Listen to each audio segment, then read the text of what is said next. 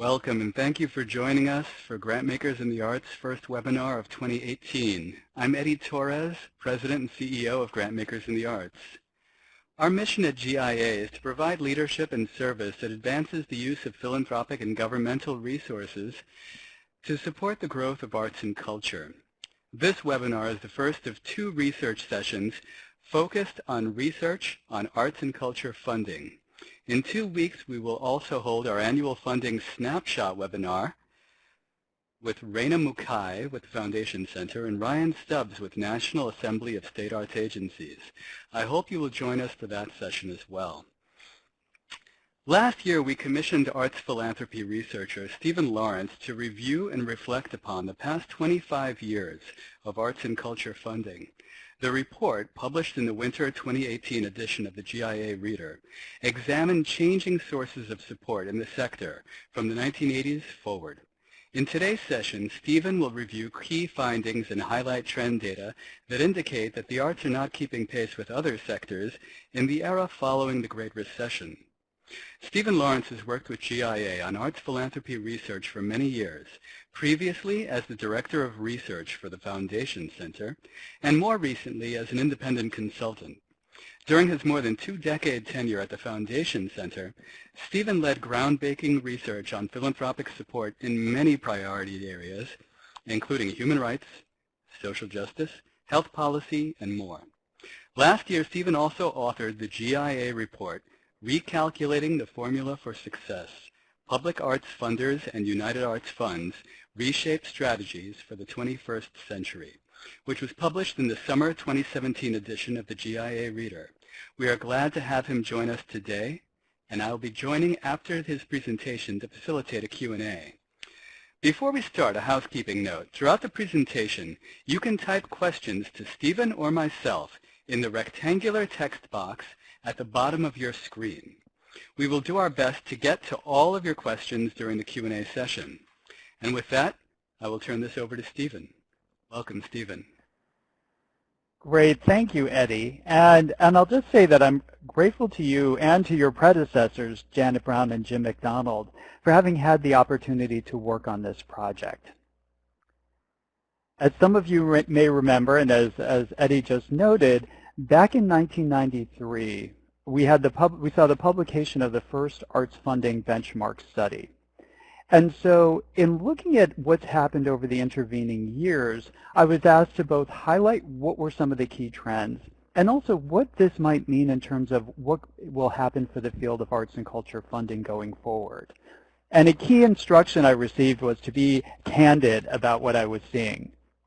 So frankly, I felt like I'd hit the jackpot in terms of assignments, because even further back in 1991, I had just joined the research team at Foundation Center, and the start of my tenure coincided with the kickoff of work on the first arts funding study. So I worked on that report. I also worked on the 4 subsequent arts funding studies, ending with Arts Funding 4 in 2003.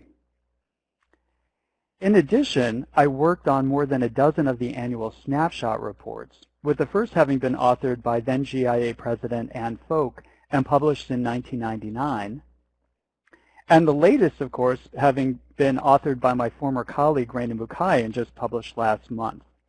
So there's definitely some karma in being able to come full circle in both talking about what this research had been able to show about changes in support for the arts, and the value of the Arts Funding Initiative and what it helped to show the sector. So, what will I talk about today? Well, ultimately, I'm going to take about 20 minutes to highlight what recent trends may suggest about priorities for the field going forward. And there'll be lots of time for Q&A at the end, because I'm very interested to hear the reactions of all of you to these findings. But first, what I want to do is briefly touch on what transpired in the world of arts and culture funding in the 1980s and 1990s, and other insights from prior arts funding research. I'll then dive more deeply into what has taken place since 2000 and what that might mean for the field going forward. 1980s. The reason we can have this discussion today is the foresight shown by GIA founders, who formally established the organization in 1989, and in that same year approached Foundation Center about developing a report on funding for the arts. So beyond providing first-ever data and analysis on foundation support for the arts, the published report itself provided a physical manifestation of there being a field of arts and culture funding. And this report, in fact, served as a model for many other grantmaker networks focused on a range of priorities, who wanted that same credibility that came with having this type of study. So I'm just going to touch on a few of the key points detailed more fully in the Arts Funding at 25 report. And as I note in the report, the extraordinary growth of arts and culture funding in the 1980s was not an obvious outcome at the onset of the decade. The country had experienced a double-dip recession in 1980 and 1982. The Reagan administration entered office in 1981 planning to end funding for the National Endowment for the Arts. And foundation payout rules enacted in 1969 had led to a decline in the number of active foundations twice in recent years. So let's take this all apart, and we'll start with government. So as you can see, overall, inflation-adjusted giving from government sources, and in this case I'm including the National Endowment for the Arts, state arts agencies, and local arts agencies, grew by 16% after adjusting for inflation. And this is something I do throughout the piece because I want to show what the actual buying power of these dollars is over these time periods. So the NEA was saved by a special task force on the arts and humanities, although NEA allocations still went down 26% after inflation during this period. Moreover, the NEA was also the focus of increasing controversy as the era's culture wars began to be used to make a case against public funding for the arts. On the positive side was what was happening with state arts agencies. The taming of 70s-era inflation and strong economic growth led to increased tax revenue, which helped to boost appropriations to state arts agencies. Local arts agencies also experienced tremendous growth in the 1980s, boosted in part by an NEA matching grant program launched early in that decade. Now let's look at private contributions. Total private contributions were up 9% after inflation. And what's included in this, it primarily reflects giving by individuals, which account for, between living donors and bequests, roughly 80 to 85% of what's being captured in private contributions. But it also includes foundations and corporations. What I will point out, though, is while there was positive growth in private contributions for the arts, this was the overall contributions for all purposes, private contributions for all purposes during this period, grew about 4 times faster, 36% during this period. Let's just talk specifically about corporate giving. At the end of the 1980s, approximately 11 to 12% of corporate annual giving supported arts and culture. And the decade was really the heyday for corporate giving, with giving representing a record 2%, overall corporate giving representing a record 2% of corporate pre-tax profits in 1986, or more than double the current share. After that, the share began to decline as giving ceased to keep pace with growth in corporate profits. And among factors contributing to this were reductions in the tax benefits of corporate contributions, corporate mergers and acquisitions that disconnected funders from the communities in which they were based. There was a shift in focus to activities supporting workforce development, for example.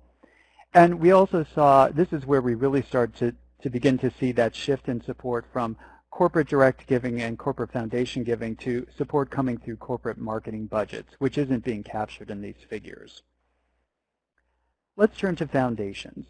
Well, here we can see overall increase giving for arts and culture by foundations after inflation was up by a full third during the 1980s. And it was really a remarkable period of growth in the U.S. foundation community. We had seen tremendous growth in the number of foundations in the post-war years, the 1950s and 1960s, but this had really slowed by the 1970s. And in fact, as I'd noted, we'd seen a decline in a couple of years in the overall number of foundations. Well, some of the changes that happened were the Tax Reform Acts of 1981 and 1986 reduced the tax rate on the highest earners by close to half. You also saw robust economic growth and the taming of inflation. The number of Americans earning $1 million or more a year grew by 14-fold over the decade. And with all of this wealth creation, the number of grant-making foundations increased by close to half, about 45% over the decade. For the arts specifically, foundation funding reached an estimated $1.1 billion by the end of the decade. And in fact, of foundations included in the Foundation Center's annual grant sets, 4 out of 5 funders supported the arts, ranking with education and health among fields with the highest level of grant-maker engagement. Well, let's look specifically then at foundation giving for arts and culture. As you can see on the right, the 33% increase, how that compared with the overall growth in foundation giving during the decade. And overall funding did grow faster, but the share for the arts remained for the most part consistent. And the early studies answered a fundamental question asked by the first arts funding study, which was, would the arts retain their share of funding during times of economic and political uncertainty? And in fact, the arts held on to its share of funding despite drastic cuts in human services funding by the Reagan administration during this period. Let's move to the 1990s. Any of us who remember the early 1990s would not have expected the decade to play out as it did. It kicked off with a recession and the first Gulf War, but what none of us could foresee was how the economic rebound, the technological revolution, and the continuing impact of Reagan-era tax cuts would contribute to continued growth in personal wealth. It was also the decade in which public support for the arts really came under siege, and the funding community worked together to make the case for the arts. So let's look at those same 3 sources of support, again starting with government. Well, as we can see in the 1990s, overall government support from those 3 sources decreased by 12% during the decade. The picture clearly was not bright for any government funding, but it was especially bad for the NEA. The censorship controversies that began with the NEA-supported Mapplethorpe and Serrano exhibitions in 1989 led to a radical reduction in the NEA's resources and role. According to scholars, it wasn't just these public controversies that supporters of the NEA were battling, but a foundational fear of U.S. government intervention in the private sphere combined with a persistent tradition of cultural localism. And what this meant in terms of resources was a decline by more than 50% in annual appropriations to the NEA by decade's end. Community-based arts were a particular casualty of these cuts. States arts agencies also suffered, as they are the required recipients of 40% of NEA funds. So with cuts in the funds to the NEA, that resulted in cuts in funds to state arts agencies. The recession at the start of the decade also reduced state tax revenues, although overall support by states arts agencies was up marginally, about 3% after inflation at the end of the decade. For local arts agencies, by comparison, which had experienced robust growth during the 1980s, their expenditures were down by about 7% after inflation during the 1990s. Well, let's turn to private contributions. Here we see an almost doubling of funding for arts and culture during the 1990s from all sources of private contributions. And in fact, this well exceeded the 67% growth in private contributions overall. And a lot of this is reflecting giving by individuals. For corporations, while the share of corporate profits providing charitable support had decreased from its 1980s peak, there was still strong growth in corporate contributions overall during this period. And for the arts specifically, Business Committee for the Arts estimated that corporate arts and culture funding grew 59% after inflation between 1991 and 2000. Then we turn to foundations, where we see a more than doubling of giving after inflation during this period. And in fact, when you compare this growth with overall foundation support, you can see they basically matched a really remarkable period of growth overall for foundation support and for arts and culture support. It showed resounding support for the field of arts and culture, and once again demonstrated that the arts were equally resilient in the aftermath of an economic downturn. Credible period of growth, the number of active foundations increased 55% during this decade, exceeding that what we thought at the start of this time would be the record 45% growth of the 1980s. And by 1999, foundations were providing an estimated $3.3 billion for the arts. Now, the majority of the funds continue to support performing arts and museums, although various arts funding reports did highlight several newer funding trends. For example, support for mapping the connections between arts and the community. The 1996 edition of the Arts Funding Study also incorporated the first analyses of foundation support for arts education and for what was then termed ethnic arts. Well, now we get a little more current, coming to the 2000s. And as I titled this section of the reflection, Holding Steady and Losing Ground, you'll see why as we talk through these data. As I began in the report, decades provide a convenient frame for considering larger historical changes, but they rarely afford a precise fit with actual events. And this has been especially true in the period beginning in 2000. In the early years of this period, specifically 2000 through 2007, we had the tech bust and 9/11. Yet, as the country and the economy recovered, arts and culture benefited at a pace with other sectors. That is, as we had seen in earlier economic downturns, the arts were not disproportionately impacted. The picture post-2007 looks rather different, however. An examination of recent arts and culture revenue and public and private funding suggests that the arts as they are traditionally perceived may represent a diminishing priority for foundation and corporate donors. Let's take a look at the changes. So beginning with government, we see an overall decrease of 29% after inflation in the combined value of government support. The NEA was actually a brighter spot during this period. The NEA began the new millennium with the lowest appropriation since 1975, but managed to regain congressional support, so that between 2000 and 2014, NEA appropriations were up about 9% after inflation.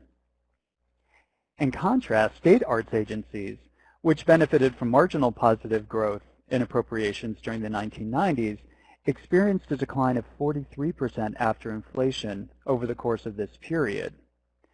And while political challenges and community interests were unquestionably a factor, the primary driver of this decline was decreasing tax revenues in the wake of the 2001 tech bust recession and the Great Recession. For local arts agencies, the value of expenditures dropped almost 26% after inflation during this period. Turning to private contributions then, this is the brighter spot during this period. We see an overall increase in private contributions of 10% after inflation, and this compared to a 14% gain in private giving overall. So they're not too far off. And the arts accounted for about 4.6% of private contributions in 2000, 4.5% in 2014. So again, not much difference. However, these figures disguise the deeper hit taken by arts funding during this time. So the 2001 tech bust recession resulted in an estimated 2% dip in overall private contributions, but a 10% decline in contributions for the arts. Between 2007 and 2009, at the height of the Great Recession, total private contributions declined less than 15% after inflation, compared to close to 19% decline for the arts. A key factor in this was individual donors' reluctance to make major capital commitments during periods of economic uncertainty. For corporations, data from the Conference Board for the period 2000 to 2010, when that data ceased to become available, suggests that corporate funding for the arts dropped by half after inflation during this period. And as I observe in the report, among potential factors affecting corporate support for the arts may be the ability of the sector itself to demonstrate impact. A couple of very recent studies on corporate support for the arts suggest that companies do not consider measuring the impact of arts support as they do say with workforce development, with education support, and simply view the arts as a necessary practice, not requiring further investment. Then we turn to foundations. Estimated U.S. foundation giving for the arts totaled $4.9 billion in 2014, up from $3.7 billion in 2000. But after adjusting for inflation, the value of the support declined 3%. In the wake of the 2001 tech bust recession, changes in foundation funding for the arts remained generally consistent with trends in overall foundation giving. Both showed declines in 2002 and a rebound in 2003, consistent with what we had seen with earlier downturns, where foundations maintained generally consistent giving patterns. But then we come to the Great Recession. And as you can see from this chart, the arts have in no way kept pace with the changes in overall foundation support during this period, which was up 59% after inflation. In fact, before the onset of the Great Recession, estimated arts and culture grant making had already slipped to less than 12% of overall foundation grant dollars. By 2014, the share was down to just over 8%. Without a further comprehensive study of arts funders, there's no precise way to determine the extent to which the Great Recession affected arts funding versus other factors. However, in the report, I did explore different avenues to try to understand what may be accounting for the lower share of support for the arts by the end of this period.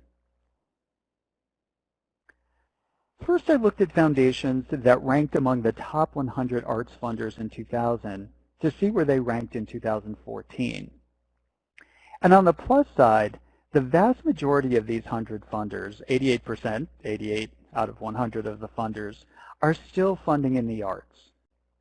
At the same time, the level of their financial commitment has in many cases undergone an actual or relative reduction. Only 45 of these funders still ranked among the top 100 arts funders by giving. Another factor appears to be differing funding priorities among millennial foundations. So for example, if you look at Figure 9, the top bar, pre-1950, of active foundations active in 2014, that were established before 1950, more than 9 out of 10 made at least one grant for the arts. But as the chart shows, there is a marked difference in the share of foundations supporting arts and culture between those established before and after the year 2000. We went from 91% in pre-1950s foundations to 83%, 50s and 60s, 87%, 80% for foundations established in the 1990s, but for those included in Foundation Center data for the 2000s, it's 63% of the largest funders that made even one grant related to the arts. And again, further research would be needed to understand the factors influencing newer institutional donors to either fund or not fund arts and culture. But it appears to be the case that the case for arts funding that attracted so many foundations in recent decades may not be resonating as strongly with newer donors. And as I note in the report, this finding may not come as a surprise to the funders active in the field in recent decades. In the 1999 arts funding interview study, grantmakers expressed concern that, and I quote, "the arts may be overlooked by new donors, and that educating donors about the importance of supporting the arts represents an important challenge for arts funders." I want to provide one final lens on changes in support for the arts, and this is a look at the overall revenue for nonprofit arts organizations. So how much are our nonprofit arts organizations actually receiving?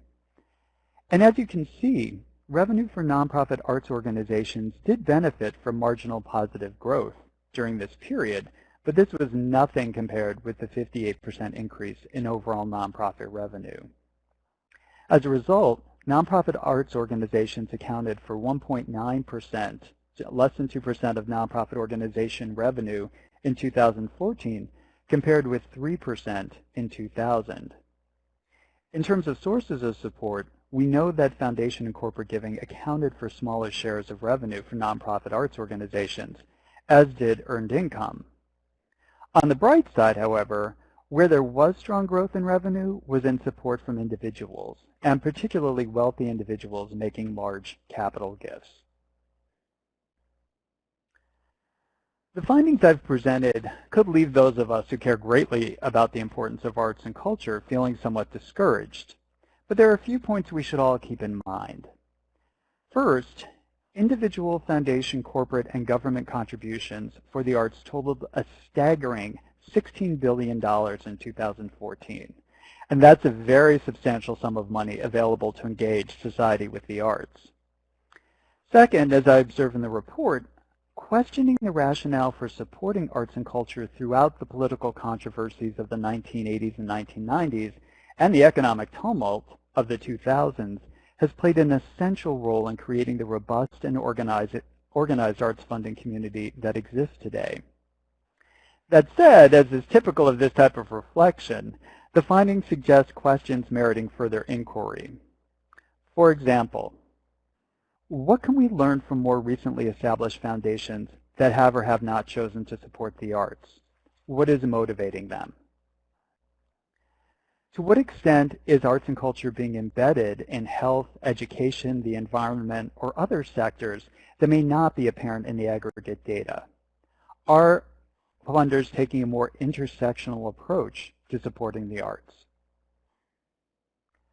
What are arts funders overall thinking about the well-being of the sector? What do they perceive to be the key priorities and opportunities over the coming years? And finally, how does my funding explicitly support the development of a viable and inclusive arts community for the future? I concluded the report by noting several interesting parallels between the present and when the first arts funding study was published 25 years ago. The NEA still ranks as the single largest arts funder in most years and is being threatened with defunding. The country has grown, or just narrowly avoided being defunded just on Friday. The country has grown more ethnically diverse, and the bulk of foundation arts grant making supports large institutions reflecting a European cultural tradition. Arts funders worry about and sometimes grow weary from the continual need to make the case for the arts in the broader society and often within their own institutions. But what is different is that a robust and organized arts funding community now exists to address these challenges, with grantmakers in the arts ensuring that the sector asks the necessary questions and continues the learning from the answers. And with that, thank you. Thank you, Stephen. This is fantastic. This is hugely important work and very important for all of us in terms of informing our practice, in terms of producing and presenting the arts, and also in terms of supporting the arts. So we're so grateful. We're going to start with the Q&A, and obviously you can ask your questions in the rectangular text box at the bottom of your screen. I want to go ahead and kick us off. What I actually wanted to ask you, Stephen, is, with all that you learned, what surprised you the most? I will say I was absolutely surprised at the drop-off in the share of funders providing any art support. And that just makes me very curious. What I hope is that at some point in the near future, I or someone else will have the opportunity to really speak with newer funders, because I want to talk to those that have chosen to establish an arts program and those that haven't, to really get a sense of how they're thinking about the arts. And one of the notes actually from your predecessor, Janet Brown, that included in the article, she said, I don't think arts participation is any lower. I think it's just happening differently, and it may not be happening in sort of traditional venues. So I think that's a real question of how, are we meeting new donors where they're at in terms of understanding the role of the arts?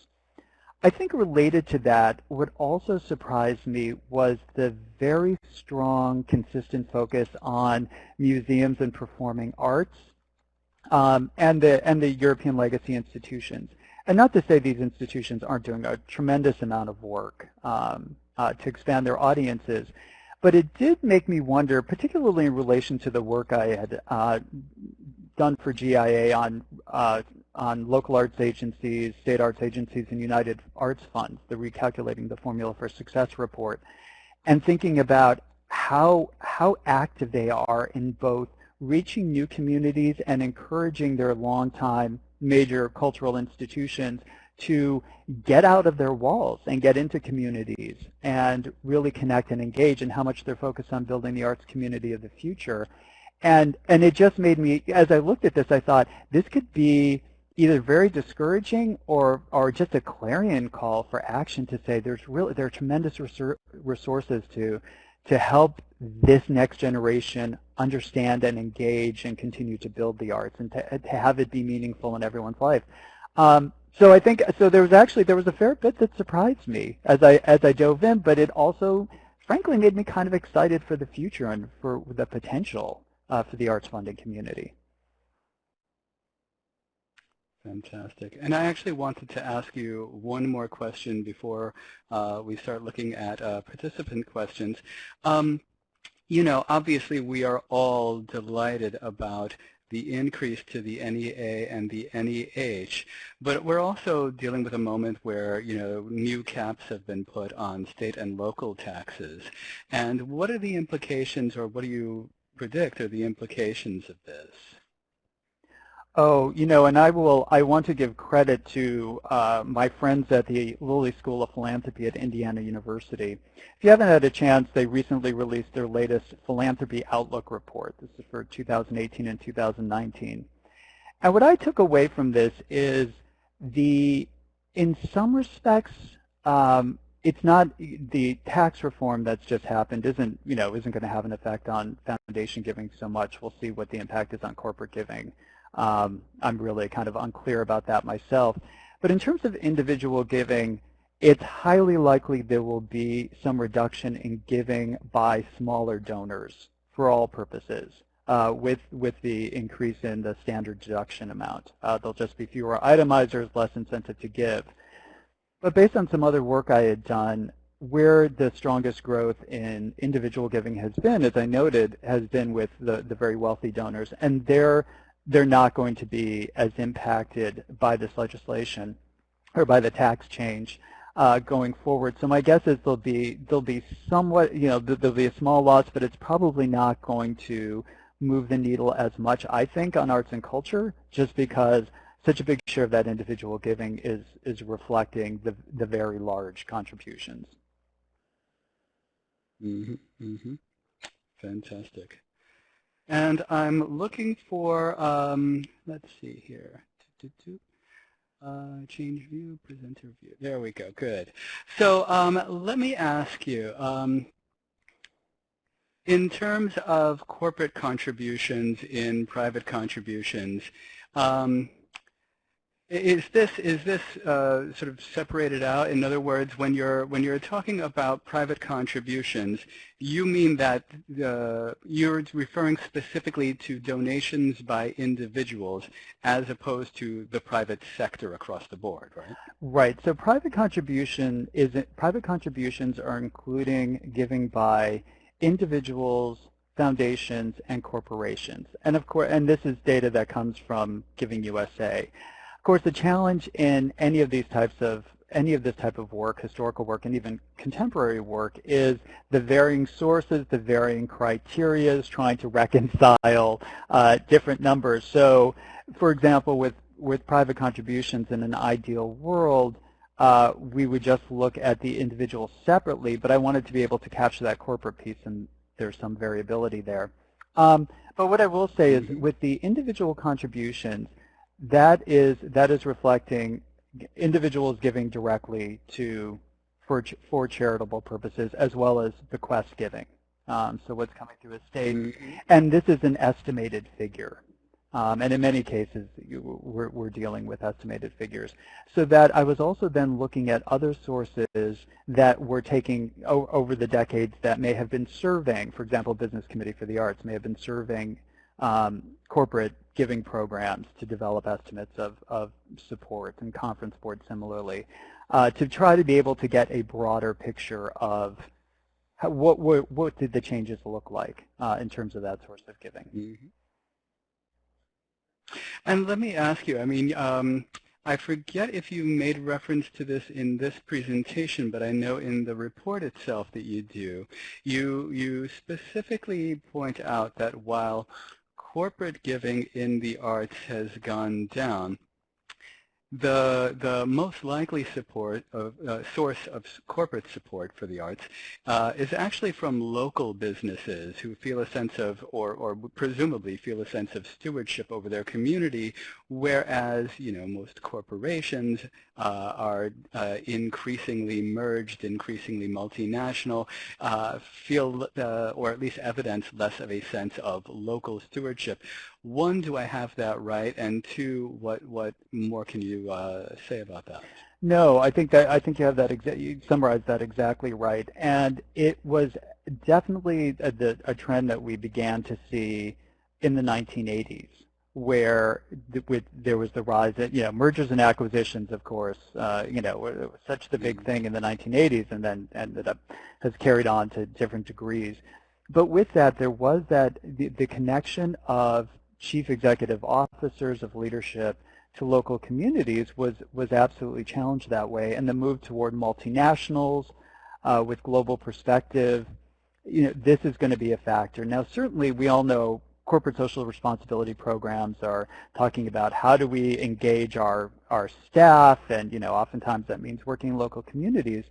But the question is the arts seen as an essential piece of developing the workforce of the future?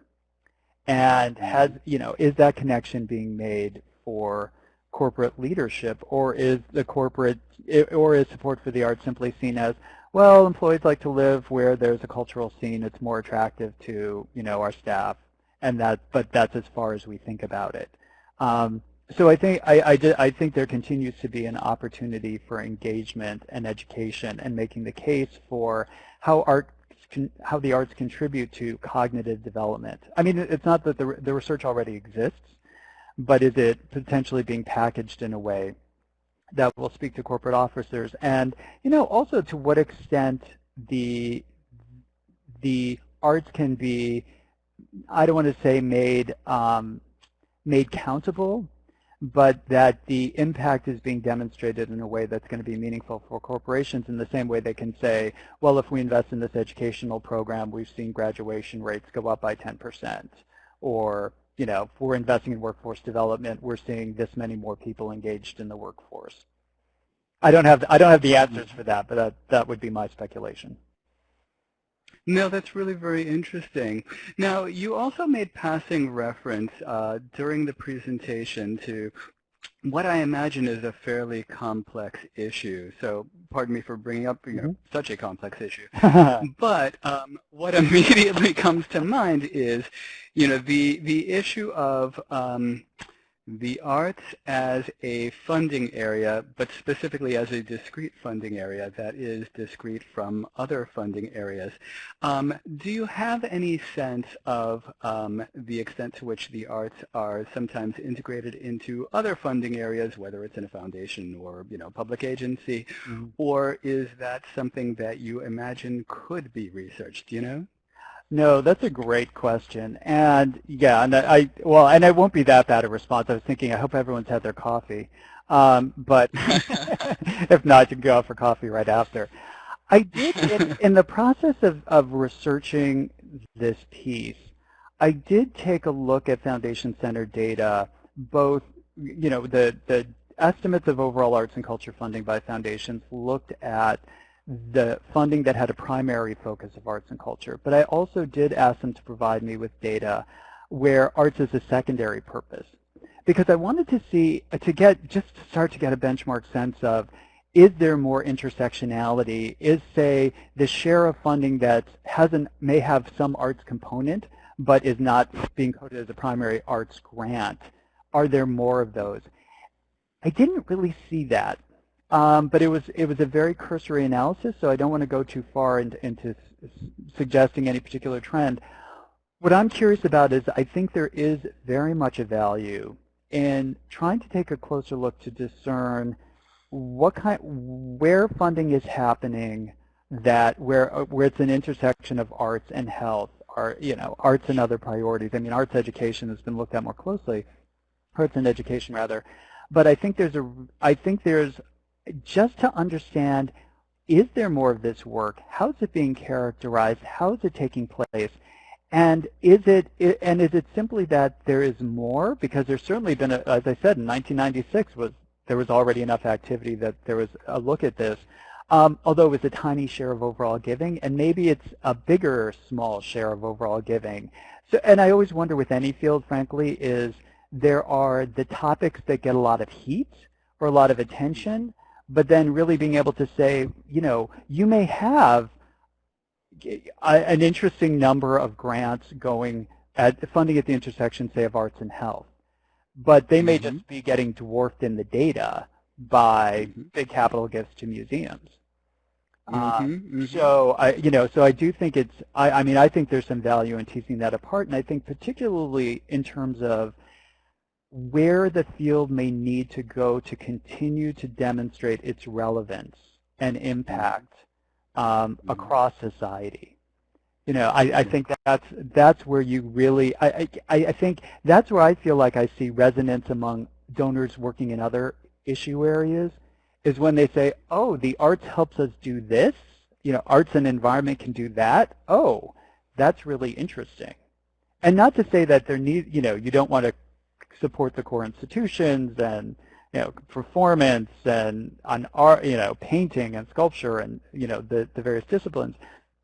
But when you see those intersections, I think is when you engage more people in wanting to support the arts. Yeah. It resonates for me because prior to coming here, I was with the City of New York, and we brought Mark Stern and Susan Seifert from the Social Impact of the Arts Project at the University of Pennsylvania to actually present to a room full of fellow commissioners and heads of public agencies specifically, whose agencies specifically worked on issues of health, public safety, and education, so that they could present their findings that in low-income communities specifically, the presence of cultural assets was highly correlated with improved outcomes in health, public safety, and education. And our concern at the time was that we were going to get laughed out of the room. But it completely resonated with them, and that's when we began to increasingly find that these agencies did invest a certain amount of their resources in the arts towards that end. And they had simply intuited this over time as practitioners in health and safety and education, that this was inherently good for communities. The challenge, of course, we had was that they did not particularly account for this in terms of, the amount of money it went into. It was oftentimes kind of marginal to their budget, a bit of a workaround even, to make it happen. It's something I would be fascinated to find out more about at a greater geographic scale. So, it's something that we can continue to talk about into the future, because I think it would be fascinating for lots of our members. Absolutely. Let me ask you, I mean, when you, and I honestly ask this out of my own ignorance, when you look at the amounts in terms of this data, it's aggregated amounts, obviously. And is there any value in disaggregating the number of grants these amounts represent? The reason I ask is so often we have a tendency in cultural philanthropy to make large gifts to organizations with large budgets and small gifts to organizations with small budgets. While we can, obviously we have a point of view here at GIA on whether that's a good practice or not. We don't think that that's a necessary practice. But an organization, a funder that tends to fund smaller organizations will oftentimes make a larger number of small gifts. Do you think there's any value in looking at things like that? That is to say, number of grants versus aggregate amount of money? I do. I mean, I think there's absolutely a value in looking at number of grants, but it does also just bring something to mind. And you know, I read the 2015 snapshot, but I don't remember if it was consistent off the top of my head. But I know that for the last several decades, the median value of arts grants being awarded by foundations included in the Foundation Center's data, which are roughly 1,000 of the largest U.S. foundations, had stayed unchanged at $25,000. And that's without adjusting for inflation. So in fact, the real value of those grants had gone, the real value of the median grant had gone down. And a question, and there have always been different ways to interpret that. Is it meaning that, well, dollars are being spread to more organizations, and isn't that great? Or does it mean that the value of the grants you've been providing are accounting for a decreasing share of support for the organizations you've been funding, because that median really hasn't moved? So I tend, honestly, I tend to think it's more at this point in time about who's receiving the funding and who has the potential to receive more support. To your point about large organizations receiving the largest grants, smaller receiving the smallest. I mean, this was a real issue that came up in the examination of funding by public arts funders and United Arts Funds, that many had been following a formula that, in a sense, locked organizations into certain potential giving amounts based on their size and not based on any other criteria. And seeing these formulas evolve so that smaller organizations that are really top performers, that are just showing such great potential, have the capacity to get relatively bigger grants. So, but what I'm really interested in is, where are the dollars going, and how, particularly at this time, and to your point about community, how much is getting into community? What does that funding look like? And, who's it supporting? How's it supporting? Because, immigrant communities aren't going to, the symphony hall necessarily. But to what extent are arts coming into those communities? What does art look like?